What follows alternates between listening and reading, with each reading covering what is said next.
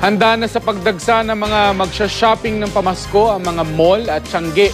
Inaasahan namang makatutulong sa tumatamlay na ekonomiya ng bansa ang paggastos ng mga mamimili. Makibalita tayo kay Micaela Papa.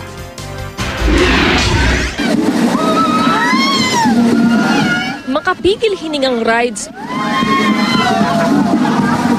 at mga nakaaaliw na palaro. Heto ng sagot sa mga naghahanap ng bonding activity ngayong Christmas pero gustong makatipid. Ang Christmas Wonderland ng Tutuban Center sa Maynila. 50 pesos ang entrance fee pero may dagdag 50 pesos kada ride. Dumaan na po muna kami dito bago uwi. Para ma-enjoy naman po yung season ng Pasko.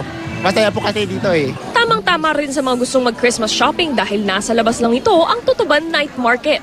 50 pesos ang starting price. Maraming ganyang laruan. Pero kung may budget, pwede rin bumili ng toy figures na 280 hanggang 450 pesos. Meron ding 50 hanggang 300 pesos na blouse. Para sa footwear, pwedeng mag 50 pesos sa tsinelas o rubber shoes na 300 hanggang 1,000 pesos. Isang beses na naman po sa isang taon ka magbigay, ba't di mo pa po, di ba, susulitin yung pagbibigay. Ang budget ko po last year is 3,500, ngayon pag ginawa ko na nga pong 4,500.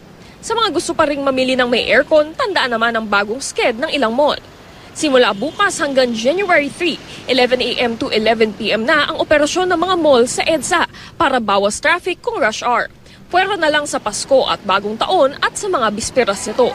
Ang inaasahang paglaki ng paggastos ng mga tao ngayong Kapaskuhan, makadadagdag sa kita ng mga negosyo at makalilikha ng dagdag trabaho. Malaking tulong yan para makabawi ang ekonomiya.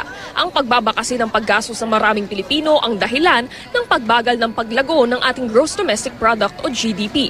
Ang GDP ang kabuoang halaga ng nalikhang produkto at serbisyo ng bansa.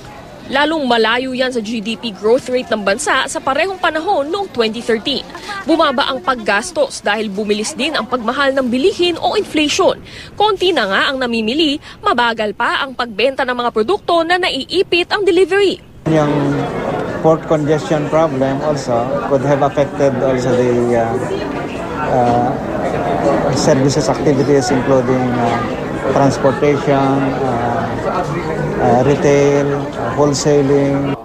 6.5% ang forecast na growth rate ng NEDA para sa pagtatapos ng 2014. Micaela Papa, GMA News.